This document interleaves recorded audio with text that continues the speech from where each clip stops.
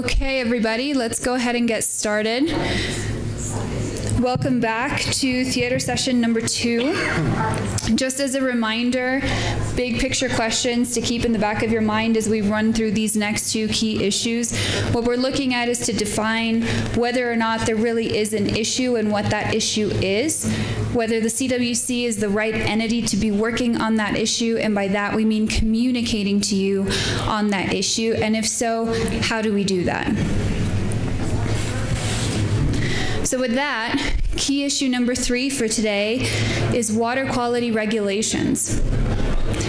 So before we get started, let's kind of do a background overview. Did you know that the CWC has a water quality committee? If you go to our website, both on the committee page and the advocacy page, you will find information related to this committee. It's been pretty active. We hold quarterly meetings, and we have a lot of involvement.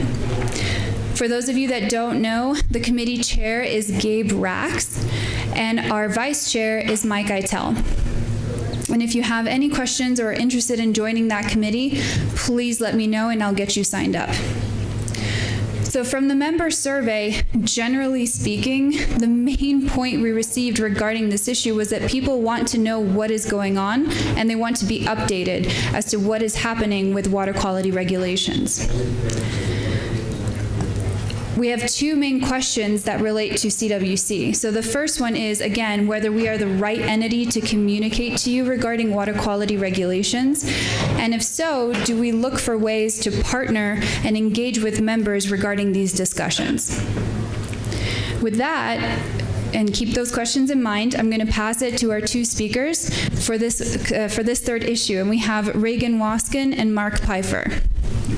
All right, thanks. And hey, thanks you all for coming back. I was getting a little worried whether you would or not. So I'm Reagan Wascom. I'm at Colorado State University, and I'm on the board of the Water Congress, as is my cohort here. And clearly what the Water Congress is trying to do this afternoon is not just have a survey that some of you all took advantage of, but to engage with you almost like a focus group. So we don't consider ourselves speakers.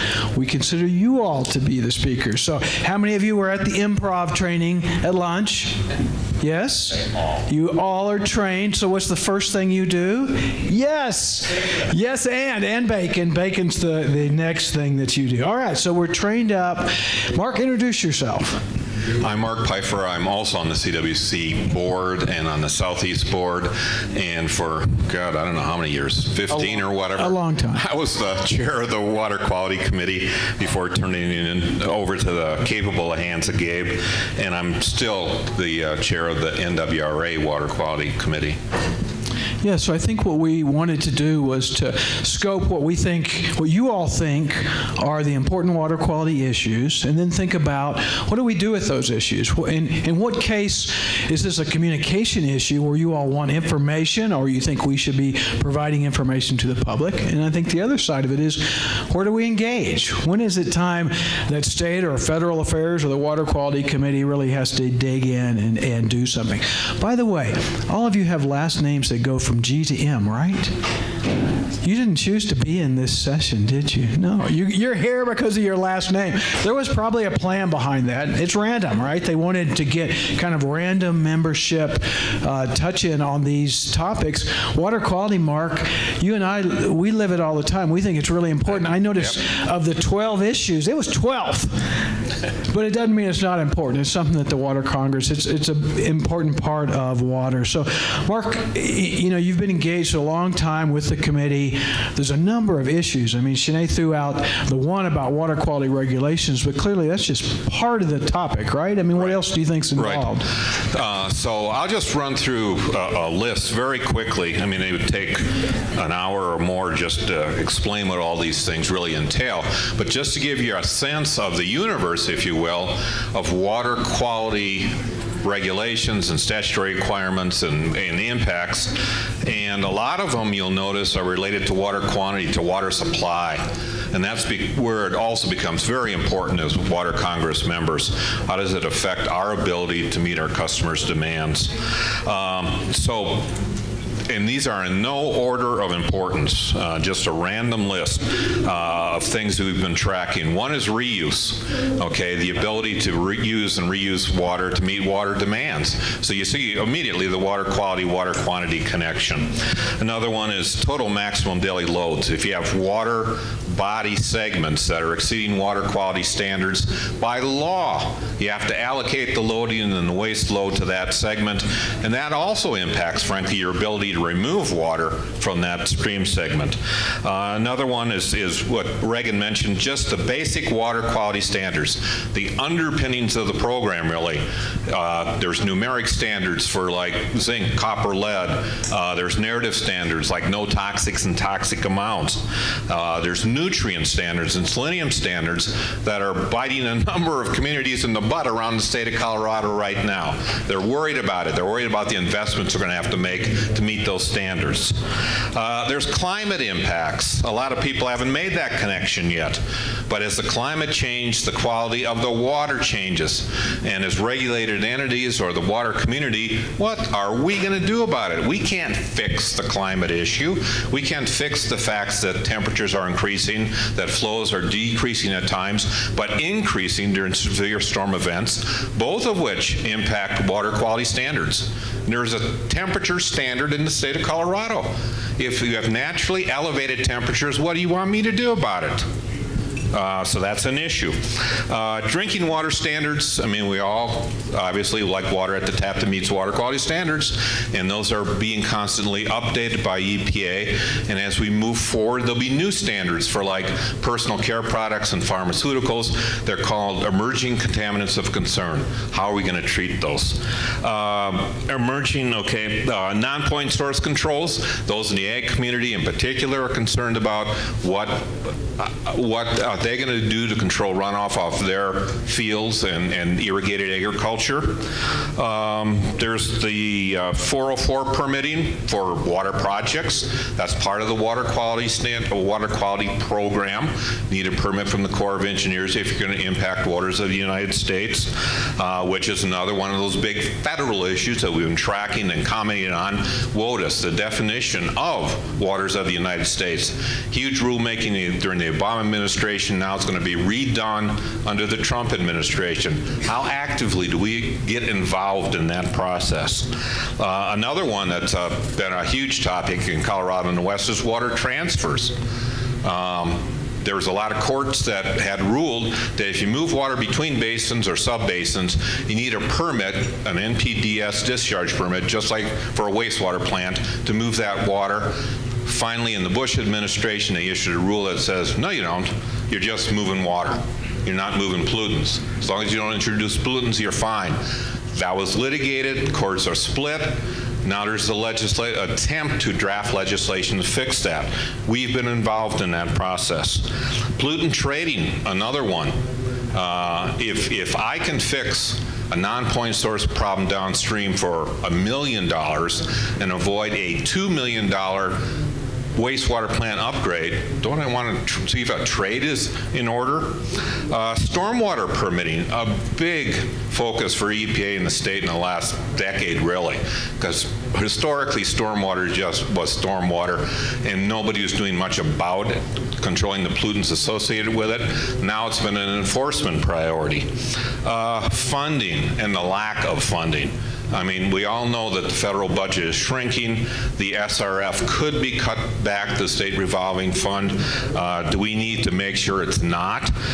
Where's the state going to find funding for new wastewater and water treatment facilities and the oversight of those facilities? And that's just a sample of the list of issues.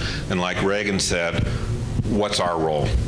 So let's hear from you guys. I think the question on the floor is, Mark mentioned a lot of water quality issues. Are there others, or are of those he mentioned, are there issues that you think are really important ones for Water Congress to work on? So use your improv training. So, Lisa, you do, but but they're recording, so they want it on the mic. I'll use my inside voice.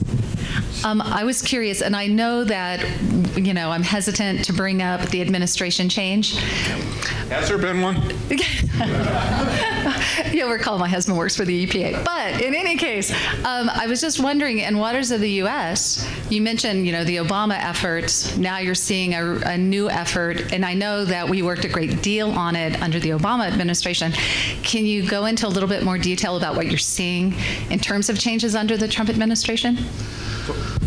For water quality specifically, Mark, we're limited there. Oh, yes. Yeah. Well, the Trump administration wants a narrower reading because in the executive order that was issued shortly after he took office, he referenced the Scalia opinion in Rapanos as something that should guide the change in the rule. And Scalia was looking at relatively permanent waters, and most people, I think, look at that as traditional navigable waters. And the Obama rule certainly was beyond those types of waters and waterways as far as coverage. So I think there will be a change. The other thing that this administration is going to look to is a greater role for the states. There's no doubt in I'll call it the phase one rulemaking, which is withdrawing the current rule, and that's out there right now. It'll lead to a phase two in the end of 2017, beginning in 2018, with they'll fashion a new rule. They're going to look for a larger role of the state. An issue that I think the Water Congress will have an interest in, but people are making an assumption that the state has the resources to do it, to be more involved, and I'm not sure that's accurate. And then there will be changes in, I'll call it the nuances of the rule as to what water bodies are covered, and we've already developed during the Obama administration a list of issues we'd like fixed, if you will. Some of which, though, were fixed before that final rule came out last time. Some weren't. So it was never even really put in place? Never put in place because the courts put a stay on it. And that stay is still there by the Sixth Circuit Court of Appeals. So, Lisa, one of the implications of your question is that Water Congress, the board, is going to take the input that they get from this afternoon and deliberate as to what are the real priorities that we need to focus on in terms of communication and engagement over the next year. And we're trying to sort that out today. If WOTUS is one of those, and that's the kind of feedback that the board is looking for very strong, because clearly, all of Mark's list of water quality, he listed a dozen things there. We can't take all those on, so we're really looking at those things that the membership wants us to engage in. A comment over here from Duncan. Thank you. I come from Grand Junction, and we have a somewhat unique situation there that a lot of the issues you brought up directly impact us, whether it's selenium, nutrients, stormwater, diversions, and the impact on the quality of the water that's left behind. We have a circumstance where 72% of the county is federal lands, and they all drain through the city to the river, and we don't get little help, if any, from the federal government in dealing with that water. And then they're going to come back and establish standards for what it is, and we're having to clean their water. And so it's a real issue. And so they claim the PILT funds covers it, but it doesn't. So it's one of the priorities. Should Colorado Congress be doing it? Yeah, I think it's one of the main things I would look at for the Congress to be doing as far as dealing with regulations that are coming down and how we're going to address them. Thanks. That raises an interesting question, though. And Regan and I have talked about this a little bit. There's two roles, you might say, and they're a flip side of the same coin, maybe. But one is education, but not necessarily accompanied advocacy. In other words, we're informing you that this is the new selenium criteria, or this is the WOTUS proposal, and you should do something about it if you care, if it impacts you. That's one option, it's an education option. The other one is no, the Water Congress, and maybe this is what I heard you saying, the Water Congress should be actively involved in taking a position on the issue and then putting that position forward before the Water Quality Commission in Colorado, or before Congress, or before EPA in the federal side, whatever the appropriate forum is. But those are different roles. And Duncan, you were speaking to stormwater in particular, or just that was part of your concern? It's part of it. Comment here, go ahead. Well, I guess when you put those two choices out there in my mind, what Colorado Water Congress is already doing seems to be working fairly well, at least from my perspective. We got a Federal Affairs Committee and a State Affairs Committee. I don't know if Water Congress is big enough and has the kind of resources it takes to go lobby and do things in Washington, D.C. with the federal government. I don't know what kind of relationship we have with American Water Works Association, WEF, and all these other organizations where we can piggyback off of their advocacy if need be. But I guess at least from my standpoint, what we're doing now, education-wise, is a great way to do it. Right, and there's, I guess I wouldn't write off the Water Congress per se as a voice that could influence at the state level, certainly. I mean, I think if the Water Congress was a party to a Water Quality Control Commission rulemaking proceeding, and it was unified around a position, which is one of the problems, because we're a very inclusive organization. But if it was unified around the position, I think it would carry a fair amount of weight. And Mark, would you mention NWRA? Right, and NWRA, which is sort of the umbrella national organization for the Water Congress and the other Western states, does get actively involved in D.C. So we do have a conduit, if you will. In other words, Colorado thinks this about new stormwater controls or mandates. Tell NWRA they do lobby. They are on the Hill every day saying, no, Western Water is saying this. Sure.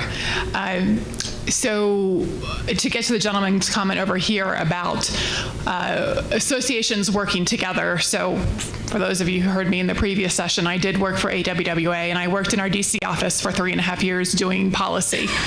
And we found at the national level, as many people I'm sure understand, when all the organizations come together to advocate for a specific position, our voice is so much stronger.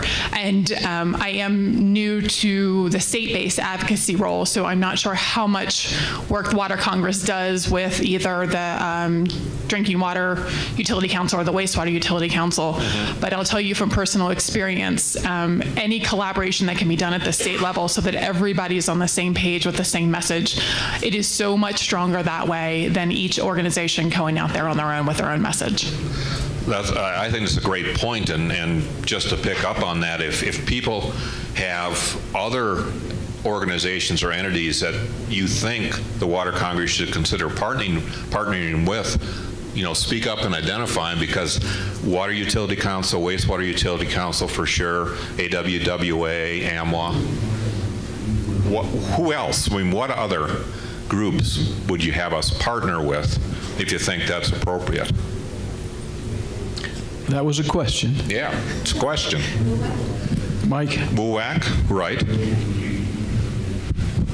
Well, on the forest health side, there's a lot of different groups across the state that are looking at forest health and water quality improvements due to fixing or cleaning up after fires, improving immediate responses from the bear teams and things like that. And one of the groups that I work with is the Watershed Wildfire Protection Work Group, and we were an offshoot off of the Front Range Fuels Treatment Partnership that became, just for convenience, the Forest Roundtables, just to confuse everybody a little bit more.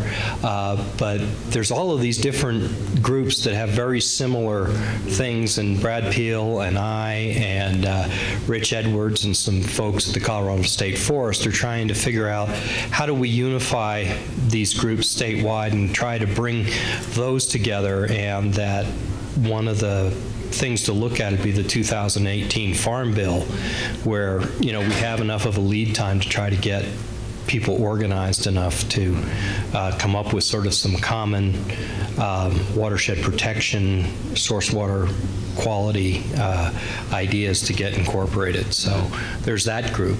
I recommend trying to get them more involved, perhaps in the water quality work group that Water Congress has.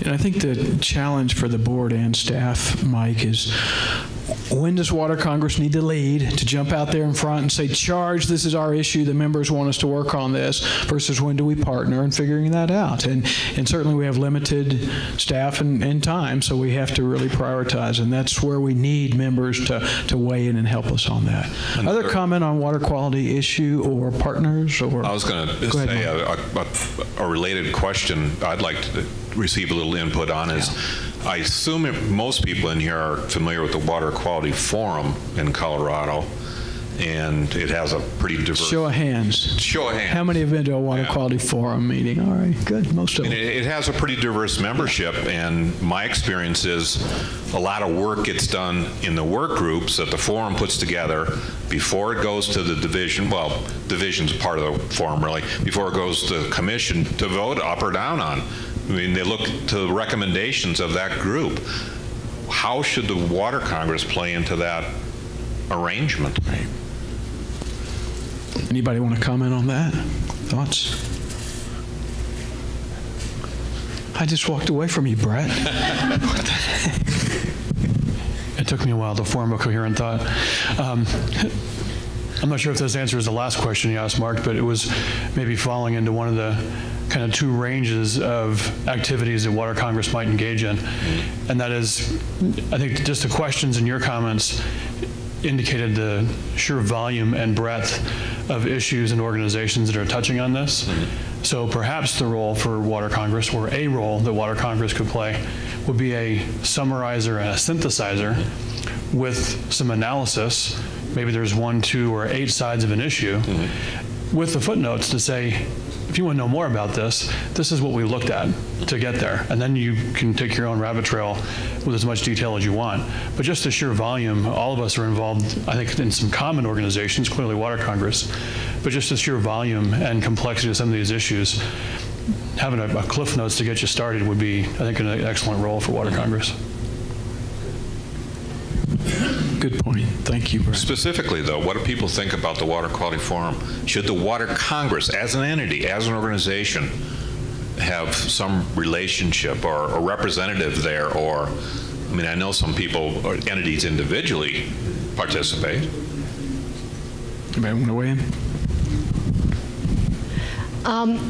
I have a lot of experience with the Water Quality Forum work groups that are the groups that get together to allegedly develop these proposals that then go to the Water Quality Control Commission.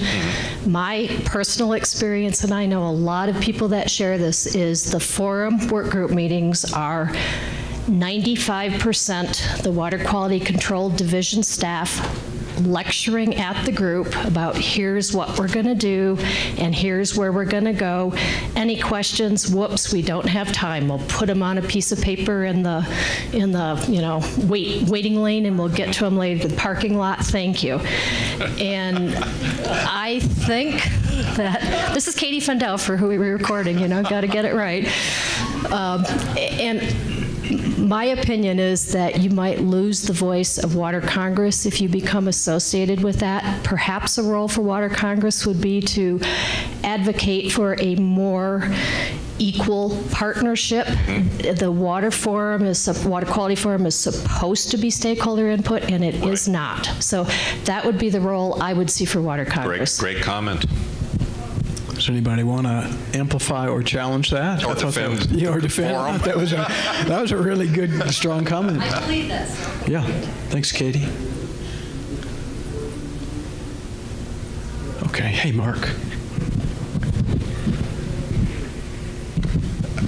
Not knowing much about what Water Congress really provides as far as water quality, where do you currently get your information? And I guess what I'm thinking is staff-wise, and even what's your bandwidth or capacity to even deal with these issues? If there's no capacity there, then it obviously needs to limit the scope, and so it needs to match.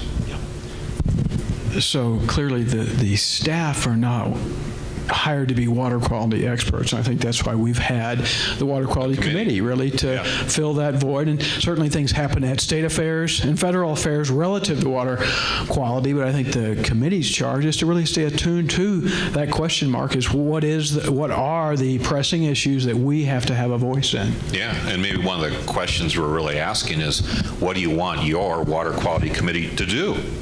I mean, I'm sure Gabe and Mike try to identify what they think are the most important or key issues in their mind, but that doesn't necessarily reflect everybody's point of view. So that was really a question to the committee rather than staff or board. Anybody want to weigh in on that? Remember your improv training. The answer is yes. Or sometimes it's oops and eureka, right? I like that one a lot. Oops and eureka. You know, all my mistakes are just learning experiences. Comment? Yes and okay. So, final questions that we have. Shanae, where are we on our questions and our time? We still have time. We can have about 15 minutes worth if you need it. Okay, I'm not sure that we need it, Mark. I sort of have a random question because I don't know the answer to it. And that is, there's a water quality component to the state water plan. How does that tie into this discussion and the role of the Water Congress on water quality issues? Do people who are familiar with the water plan think that it was adequately addressed? That something of benefit will come out of whatever recommendations were made there?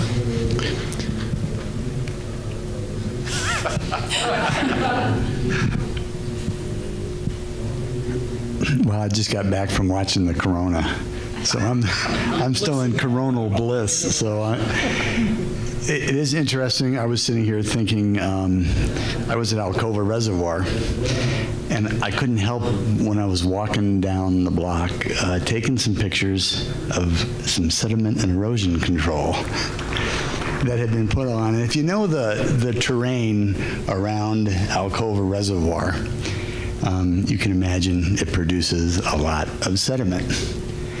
And so having worked for 16 years in the city of Fort Collins in their stormwater quality program, I had some experience with that. And I took some pictures, and it was pretty much as usual. There was one site, it had some coconut, and then it had some hay bales, and then upstream of that, it had some plastic silt fence. Of course, all of it was washed out. It now just looked like trash. It was never going to do anything in that environment anyway. And so to me, it seems like we get so caught up in the political issue rather than trying to get the right treatment in the right environment, and we have so much to do in that regard. My son just got out of medical school. I mean, actually out of residency, and we talk about using the right treatment at the right time and the right place. And I think that's the biggest problem in water quality, not, you know, where is a wetland?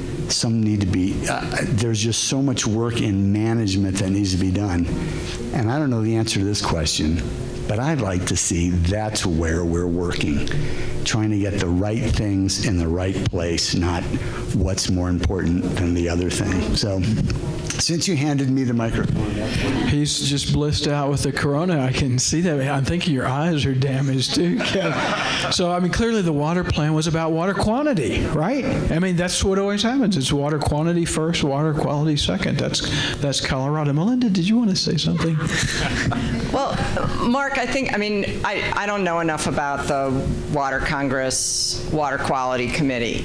I wonder whether it's, I don't know what the participation is. Certainly the Water Quality Forum, NGOs have a hard time participating, not because it's all about the division, but because it's a huge amount of time. And however, I think your point about the water quality component of the water plan is a really interesting one, and I think that one of the things that we are going to have to think about, the Water Congress and other groups, are all of the money that the legislature is putting towards the water plan is going to the CWCB, and yet there are water quality issues that need to be addressed for the water plan to be successful. Reuse is one that comes to mind, and last year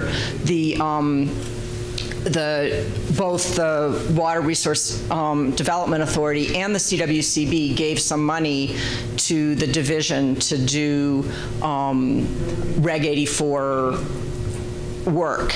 But there's more of that coming, and I think one of the things that a role that the Water Congress might be able to play is in terms of state affairs, talking to legislators about the fact, whether it's tomorrow or during the session, that to make the water plan work, the Water Quality Control Division is going to need money to do, I mean, if they needed money from other entities to do Reg 84, imagine what, like, really doing changing that dynamic. Katie and I have thought about this, changing that dynamic so that it's a more functioning regulation, sort of broadly, not, oh, this little sector and that little sector, and then getting to direct potable reuse and what are those regs going to look like, and the division doesn't have the money to do that. So in terms of thinking about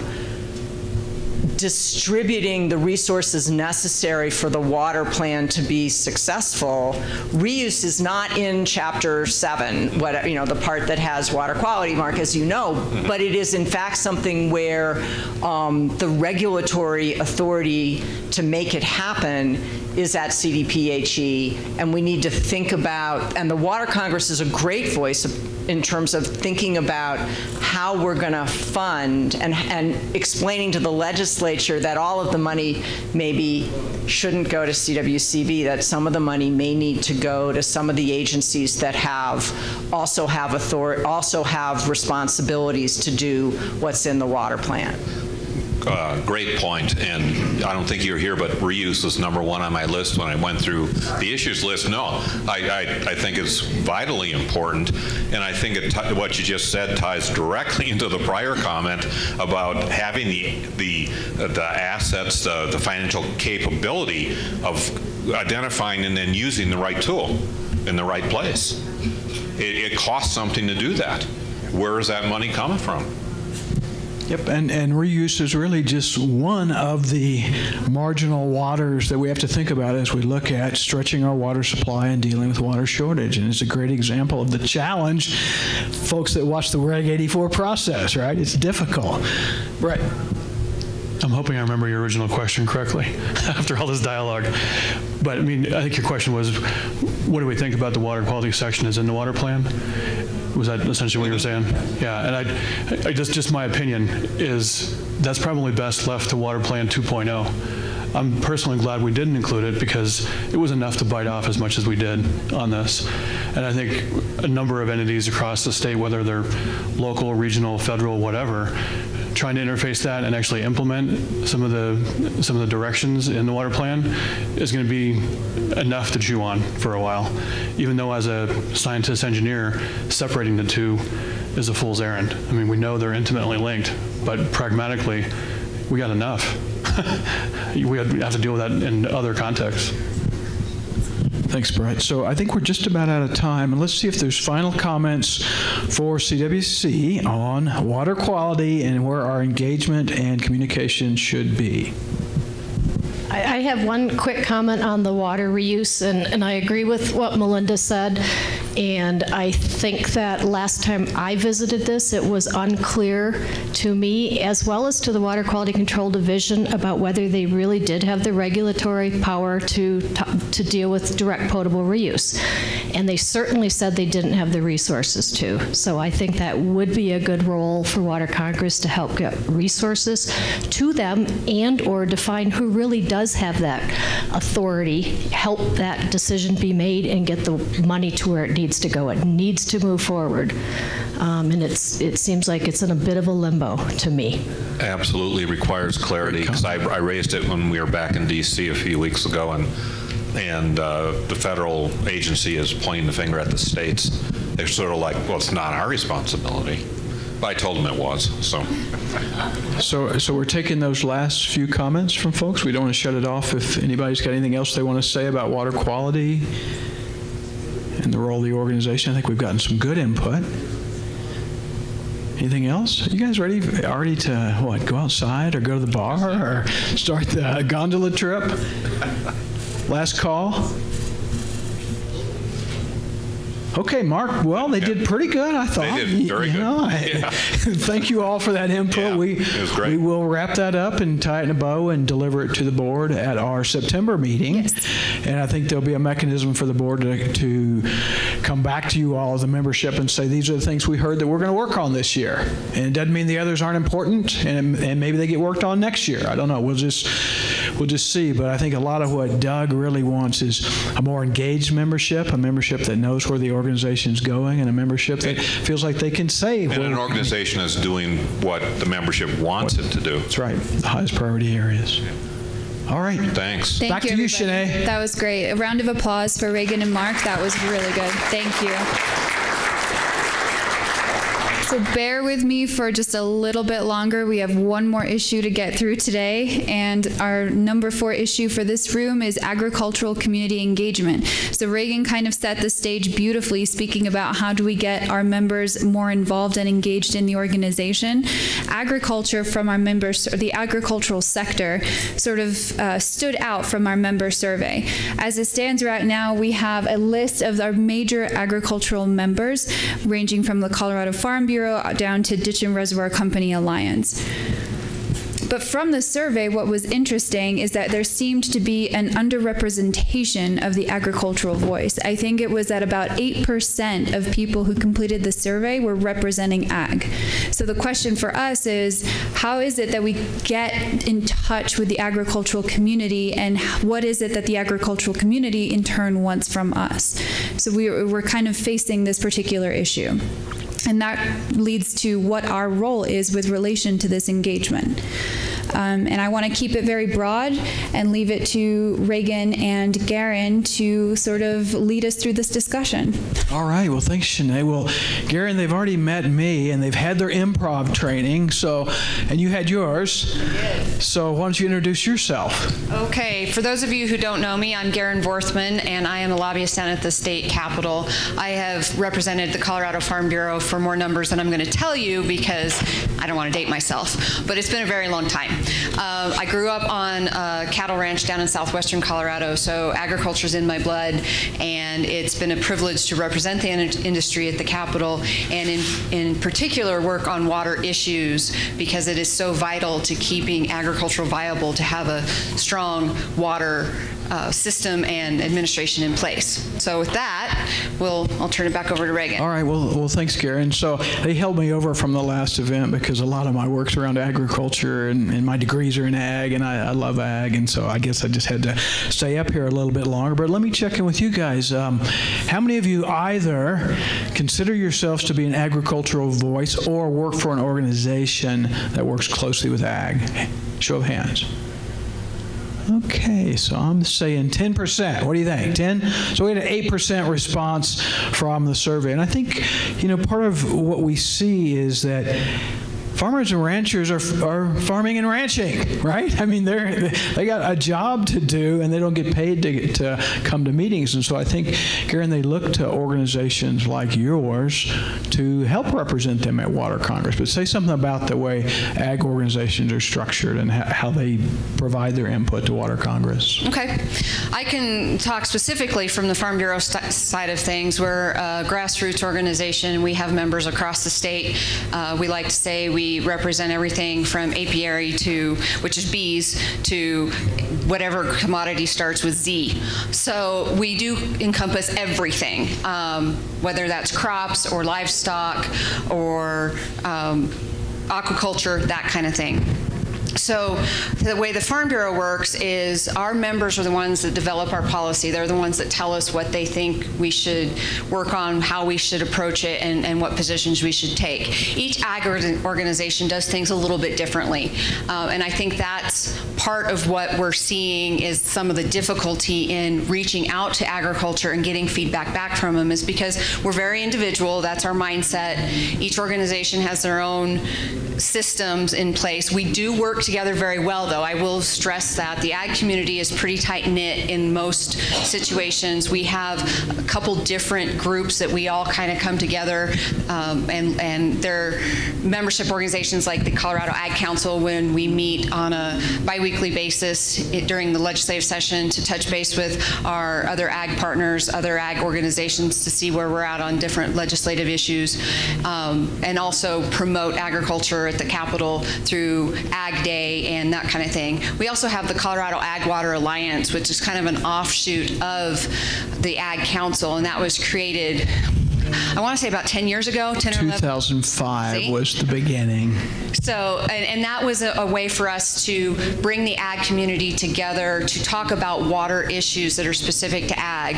And Reagan has been involved almost since the beginning, or from the very beginning. So he can talk about how it's evolved over time and how it's grown, and maybe there's a role that they can play with CWC and where we can join forces or at least share information. So I think in the time that's left to us this afternoon, there's 3 questions before us that we'd like to have some input from you all as members back to the board on. And the first one is this area of issues, just like with water quality. What are the ag issues that you all think are the absolutely most important ag water issues? Obviously, if you talk to ag folks right now, they'll say labor is probably one of their biggest issues. But in terms of water, what are the big ag water issues that you all think are super important for us to think about? And then this issue of communication, I think it breaks in 2 ways. One is, what does the organization need to communicate to ag, right? And then what does the organization need to communicate to the members about ag, right? So I think those break a little bit different if you see the distinction there. So a lot of ag water issues, both quality and quantity and legal and all of the above things that are getting covered in all the other rooms. But let's just open it up first and see if anybody wants to identify what they think are really important issues that they think Water Congress needs to work on, or that somebody does. You know, Water Congress doesn't have to take the lead in every single one of these things. We can partner.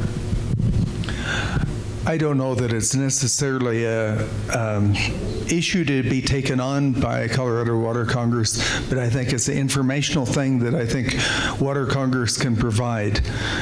You know, they end up talking about the increase in global population. And one of the big issues that I see, and I heard a presentation this morning, and it's interesting, is like, okay, we can take, how can we take water from the ag to end up meeting these other needs? And one of the concerns I have is, back in the 30s, 20s, people end up spending 30% of their disposable income on food. And right now it's 6%. So if you end up taking and moving up to 30% of your spending on food, you're going to eliminate all the RVs. You're going to eliminate all of the recreation going here and there. You're going to eliminate a lot of your motels. You're going to eliminate a significant amount of the economic throughout the nation. And when they look at projection of increasing the amount of food production to meet the world need of food production, and forgive me, I don't remember the numbers, but you're looking at like 2050. To meet that need, you've got to increase food production by 50%. And if you're taking food away and we're going to take the water away for producing food, and we're going to end up using it to help cover the needs in parking lots. I'm exaggerating. You really miss the point, because you really need to end up looking in the future, and the future is maybe plowing up parking lots to create places that you can grow food, because we need to meet that food need. And and to me, it's an educational thing that I think Colorado Water Congress can definitely play a part in trying to relate that need and passing it on, that there is a significant need that needs to be met in the future in meeting the food production that we need for the world. I think that's a very good point. In order to keep agriculture viable, we have to have water for our crops and for our livestock, and to keep our rural communities thriving, we need to have our kids come back to the farm, and we have to find ways to make sure that that happens. In the water world specifically, one of the universal things that we can talk about, because in Colorado, you guys know this, we have a very diverse water system in Colorado. Every corner's different, and even within the basins there's differences there. So a one-size-fits-all solution doesn't always work. But what about storage? I think it's time that we stop talking about storage and we actually move forward on some storage and capturing what water we do have, so we can meet those needs for agriculture as well as the municipal and industrial uses in the state, and meet that gap.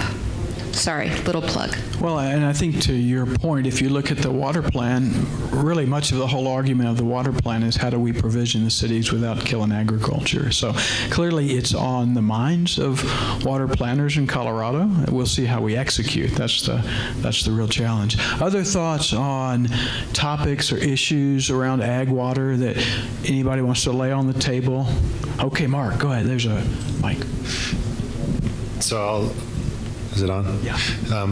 I'll steal apart from the improv. It's is Colorado Water Congress a trusted partner of ag, and is that dialogue already in place? That is a super good question. He says, is Colorado Water Congress a trusted partner of ag? Garen, we have opinions about that. You talk to these folks. Go ahead. I think just be honest with what you think. There are a lot of different ag organizations in the state, and as you saw with one of the previous slides, there's not very many of them that are actually members of the Colorado Water Congress. So maybe that's something that the Water Congress can do, is reach out to those other ag groups and make sure that they're aware of the efforts that CWC is taking. I do think that there is a perception, when I've talked to a lot of the Colorado Farm Bureau members, there's a perception of Water Congress, especially on the state affairs level with the State Affairs Committee, that it's predominantly lawyers in the room arguing with each other and nothing ever gets done, nothing ever gets finalized. And to Reagan's point earlier, farmers are busy, they're in the fields, so they rely on organizations such as ours and the others to report back. And sometimes you don't get very much reporting done because there's very good arguments being done. Don't get me wrong. I learn more at State Affairs Committee on Monday mornings than I do anywhere else about water matters. But it's hard to translate that out into something that we can take to our farmers. Maybe there's a way that we can streamline that information, or figure out a different mechanism for farmers to provide input when A, they can't be there every Monday morning, and B, it's full of lawyers and engineers arguing above, on minute little details. Important details, don't get me wrong, but it's very hard to follow sometimes. Yeah, and Mark, I think it's true that while there aren't a lot of individual ag organizations or members to Water Congress, the ditch companies, the conservancy districts, the conservation districts, they all see themselves as serving ag. And in some cases, they're very strong advocates for ag, but for ag water and for managing those organizations. But it's a really valuable point, and it's not lost on us. Other thoughts? Oh, go ahead. Here you go. kind of building off of that, it seems like maybe there's a catch-22 where how do we get more ag members in this Colorado Water Congress? And then in order to get more members, how do we convince ag entities that it's a valuable resource? And then that's the end of that thought. And then the thought that I'd had previously was the topic of aging infrastructure, which I think is one of the hot topics in ag right now. Excellent. Yeah, I think that's a really good point, and it goes into my comments about storage. It doesn't all have to be new storage. It can be current storage that just gets cleaned up or rehabilitated. But I think we do have an aging infrastructure, and that does play a role, absolutely. Okay, I've got a comment here. Neela, sorry. No worries. Earlier you had talked about having kids come back to the farms and be involved in them. I was sort of wondering if the Colorado Ag Water Alliance has anything to do with 4-H at all, like if they collaborate on any level. I'm going to have Reagan answer that one because he's more involved with the day-to-day work that CAWA has been undertaking. Yeah, what I would say is, 4-H is run by Extension, right? So there's the Future Farmers Group and there's the 4-H groups. And this issue of ag transition and next generation of farmers, I think, is very much on the minds of CAWA and or other organizations. And you saw one of the members of Water Congress is actually the National Young Farmers Coalition. And so this is an interesting topic as to, as you look at not just aging infrastructure, but aging people, right? And where is that next generation of farmer coming from? And the problem is the barriers to entry, right? If your dad or whoever you marry has a farm, great, but otherwise it's really expensive to get that water and land. And so the provisions for keeping people on the land, it's a huge challenge. Thanks for bringing that up. It's a little tangential to water, but the water part of it is hugely connected, right? If we don't have the water, and I think part of what farmers have to think about as they enter into ATMs and just think about selling water and all of that, it's about generational equity and what comes next, whether they have kids and grandkids that want to farm or not. So it's a really important topic. Yeah. Any other input just on topics before we kind of make a transition here? I'm looking at you. Okay, Mark and Bailey. Go ahead. This question is directed to you. Do you see the ditch companies as a barrier between the Farm Bureau and the users or the water users? You mean as a barrier between communication-wise? I'm just thinking, you go from the State Affairs Committee. I'm just trying to figure out how that information would actually even get to the farmer. I don't see it as a barrier necessarily. I think it depends on the individual farmer, where they're looking for their information. If they're looking at the Farm Bureau or the Dairy Association or corn growers, or if they're getting their information from their ditch company. Not all the ditch companies are active in Water Congress or maybe aren't looking at what Water Congress is doing to help facilitate that transfer of information. So maybe that's a good way is to work with those ditch companies to make sure that they're pushing that information out, and as well as the Farm Bureau and dairy and all the other ag organizations to keep pushing that information out. So we're reaching as many farmers as we can because they're not all going to be getting this information from the same source. But I don't think it's a barrier. I think it might be just a lack of communication between the entities. I'm just seeing that I don't want CWC to be another link in the game of telephone. Exactly. So really the way to flip that question, Mark, is can ditch companies be a conduit, right? And how could Water Congress facilitate them being a better conduit of information out to shareholders and people who are working the lands? Great question. I don't know the answer. Bailey, did you want to say something? Yeah.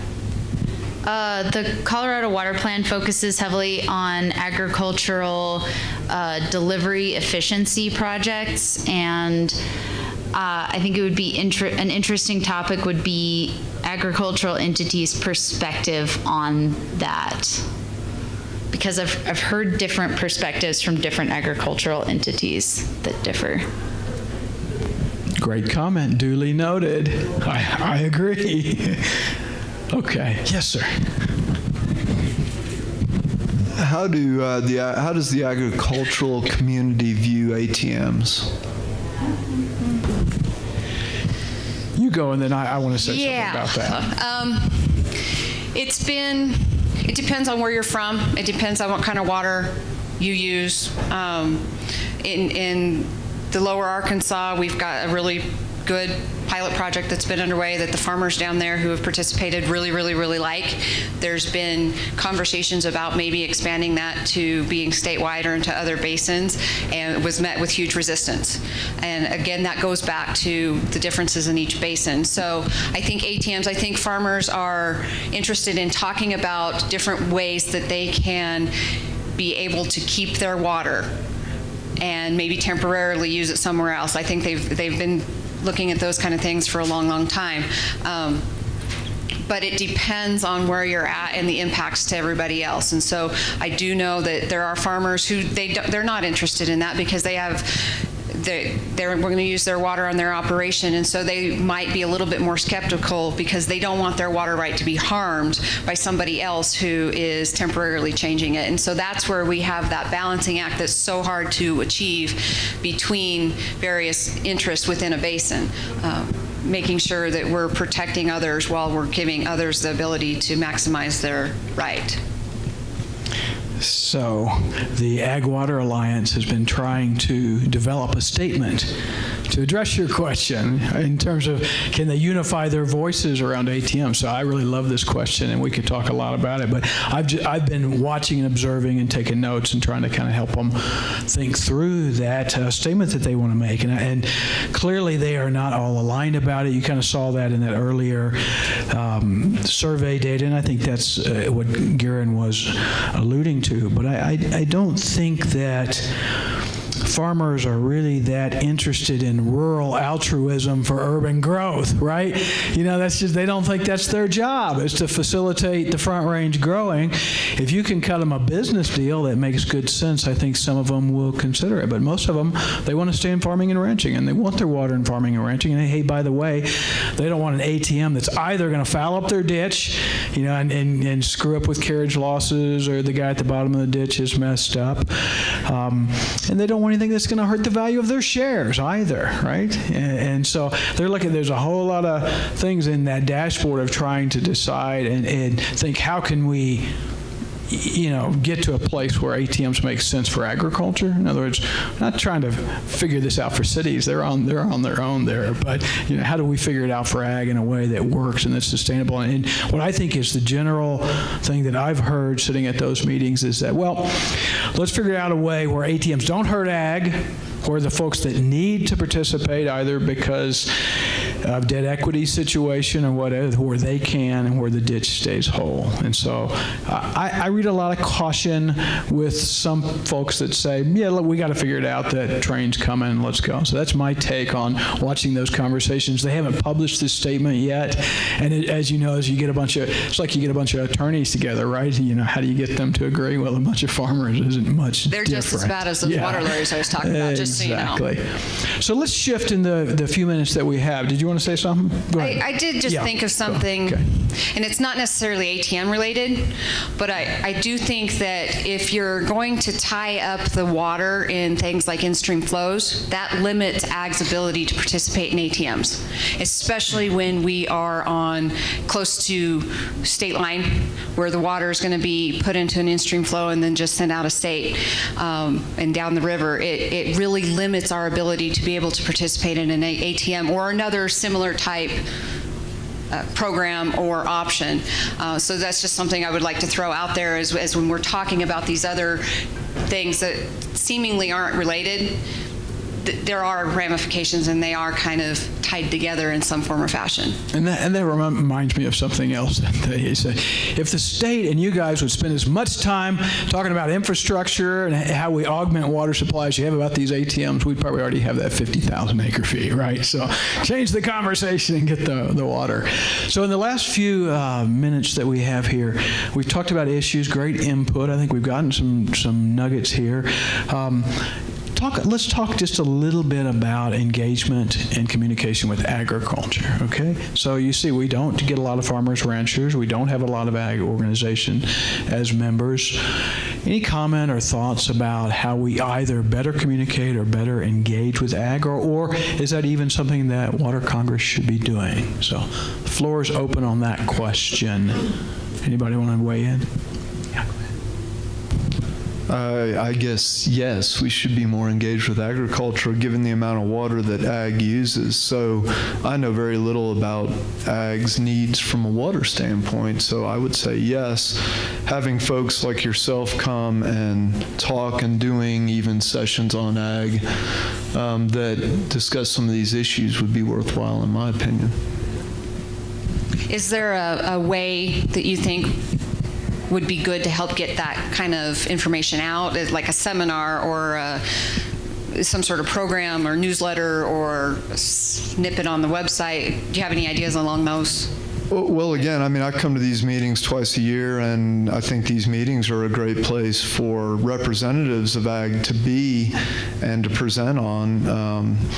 Again, with the idea that we do talk about things like ATMs and what the perspective of actual ag folks are on those kinds of issues, or what this lady right here said about how ag uses water and whether they should use it more efficiently. You know, there's always these differing views on whether they're doing that or should do that. And you know, I don't often hear a lot about that. I think a lot of our discussion tends to be focused on the municipal side of things and the legal side of things as opposed to the real problems. I don't even know if Colorado's a net exporter of food, for example, or a net importer. And that'd be an interesting thing. We talk about losing ag over time. Are we an exporter or a net importer? If we're a net importer already, that just makes things worse. If we're a net exporter, what does that mean? And I think that's a good point. And I think what we could probably do is figure out some sort of educational thing, however that form takes, and talk about Colorado agriculture. The Department of Ag has really great statistics about what we grow and where we grow it and where we send it. Trade is a huge issue for Colorado ag, but we also have a really robust local farm movement, and we have great fruit and vegetables grown really close to Denver that a lot of that stays within the state. So I think we could probably come up with some sort of educational forum for that and just give a good Ag 101. But Sinead, part of what I heard was a call for Water Congress to do a better job of getting ag to these meetings and having those interchange, not just from the podium, but out in the hall with coffee as well. Mark. Along those same lines, the Colorado Water Plan really focuses on Colorado water values. And one of the things that's really hard for someone like me that lives in Denver, Colorado, you know, I love going out the Eastern Plains and pheasant hunting and enjoy that community, but it wasn't really as clear to me until I watched the video this morning from a gentleman on the Catlin Canal. The ATM talked about the history of, you know, how the area has been farmed and the importance of the Catlin ATM. I guess bottom line is, you know, ag needs a place at the table because, you know, if they're not part of the Colorado water value and talking about supply pieces, I don't know where else that would happen. Yes.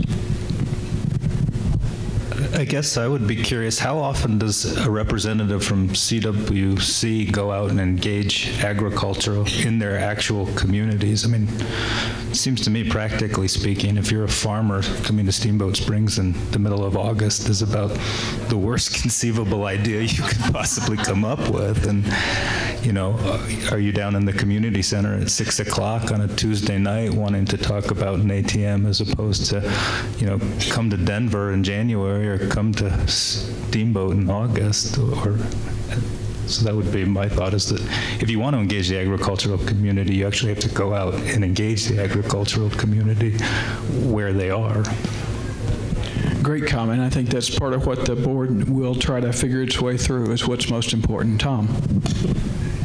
Yeah, I was surprised when I looked at your list up there. You didn't have Public Lands Council. and I think that's an organization. The other one that kind of surprises me that I've never seen at any of the meetings is NRCS. And NRCS typically interacts with a lot of the farmers, and whether it be water projects, whether with the soil conservation districts, there's a direct connection. I think you've got a good connection with the ditch companies. DARCA is deeply involved. I've seen numerous people here from DARCA. But I think there's, again, it's a communication link, and sometimes you end up needing to utilize that federal NRCS to try to help make that communication link. And I also think that, probably not in your Denver metro, but I think if you look at southwestern, southeastern, and I would imagine Colorado River, you end up with board members that are ag-related. So you end up with some ag people here, and that the 8% that responded is probably the 8% that are members on different boards that are here. One comment back here from Neil. I'm in the Grand Valley Orchard Mesa Irrigation District, and most of our ranchers, farmers are doing specialty crops like peaches, grapes, and so on. Basically, they're business people, and they're really focused on what it costs them to do business, and ditch assessments is a big part of that. We pay $65, $70 an acre per year. Great water supply, but it still is a cost.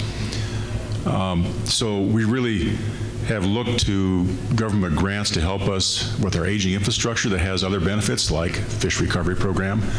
We have a 8-figure number from Bureau of Reclamation to help with put more water in the 15-mile reach.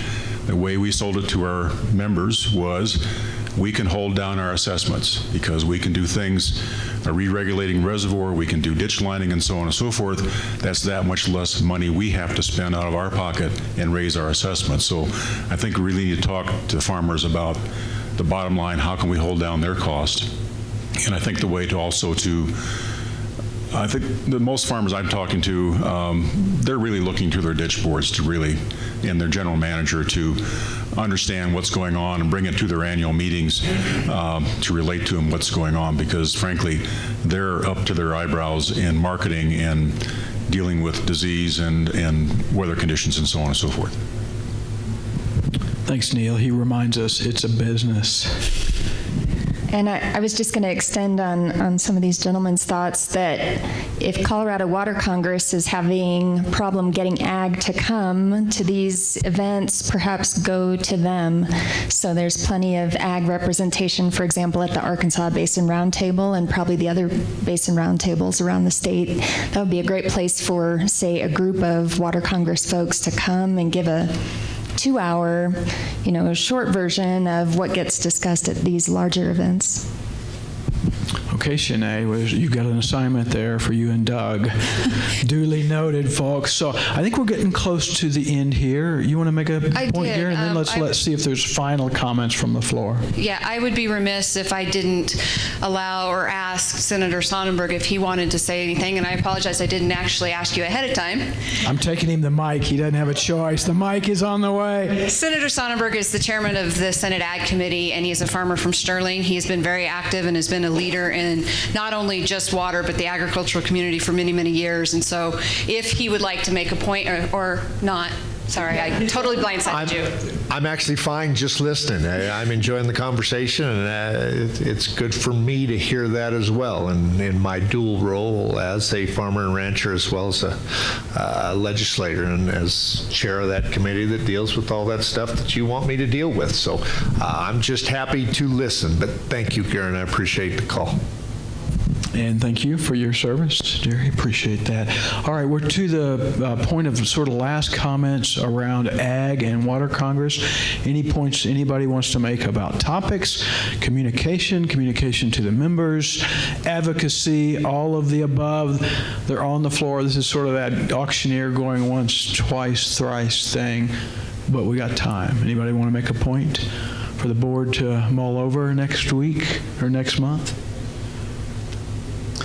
You know, you guys are pretty cool. I mean, you all are the real champions. The one that stay all the way, either that or you don't have anything else to do. But we really appreciate the input a lot, and it will not go undiscussed and noted by the board as we try to really figure out our way here as to what are our priorities for communication and engagement. And I think that it is true to say Garen and I will be around for the next couple of days. If later tonight when you're having a beverage you think of something else you really meant to say, but you were either too shy or whatever to say it, then come up to us and tell us, and we will relate that to Doug and the board for their consideration at the September meeting, okay? Yeah, and thank you very much for all your comments and your suggestions. That's really, really helpful. And just remember, food grows where water flows. So there you go. Thanks, you all. Thank you, everybody.